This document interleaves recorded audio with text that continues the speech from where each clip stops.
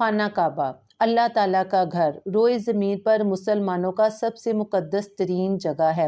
دوسری مقدس ترین جگہ روضہ رسول صلی اللہ علیہ وآلہ وسلم ہے۔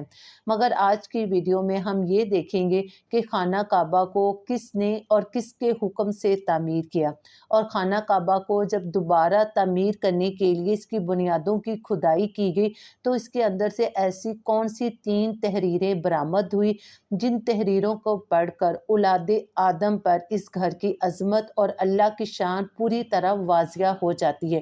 یہ سب کچھ جاننے کے لیے میرے ساتھ جڑے رہیے گا اسی چینل کے اوپر جس کا نام ہے ایس دینی سٹوریز۔ روایتوں میں آتا ہے کہ کعبہ کو سب سے پہلے فرشتوں نے تعمیر کیا۔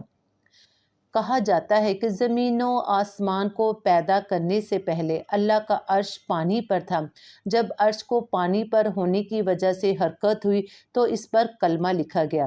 کلمہ لکھے جانے کے بعد عرش ساکن ہو گیا۔ اللہ نے زمین و آسمان کو پیدا کرنے کا ارادہ کیا تو پانی کے اوپر ہوا کو بھیج دیا گیا جس سے بخارات اٹھنے لگے۔ پھر ان بخارات یعنی کہ بھاپ سے آسمان کو بنایا گیا۔ کعبے کی جگہ سے پانی خشک ہو گیا۔ اب یہ بیت اللہ کی جگہ ساری زمین کا اصل مرکز کہلائی۔ پھر یہ خشکی بڑھنے لگی یہاں تک کہ بڑھتے بڑھتے 7 براعظموں کا مرکز بن گئی۔ جب زمین مکمل طور پر خشک ہوگی تو اب اس کے اوپر اللہ کے حکم سے پہاڑ نمودار ہونے لگے۔ سب سے پہلا پہاڑ جو یہاں پر نمودار ہوا ابو قیس تھا۔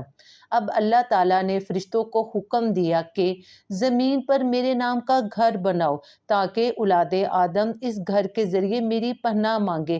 انسان اس گھر کا طواف کرے جس طرح تم میرے عرش کے گرد طواف کرتے ہو تاکہ میں ان سے راضی ہو جاؤں۔ فرشتوں نے حکم کی تکمیل کی۔ یہ خانہ کعبہ کی پہلی تعمیر تھی۔ خانہ کعبہ کی دوسری تعمیر حضرت آدم علیہ السلام نے کی، تیسری تعمیر حضرت ابراہیم و اسماعیل علیہ السلام نے کی، اور چوتھی تعمیر نبی پاک صلی اللہ علیہ وآلہ وسلم کی حیات مبارکہ میں قریش کے ہاتھوں ہوئی۔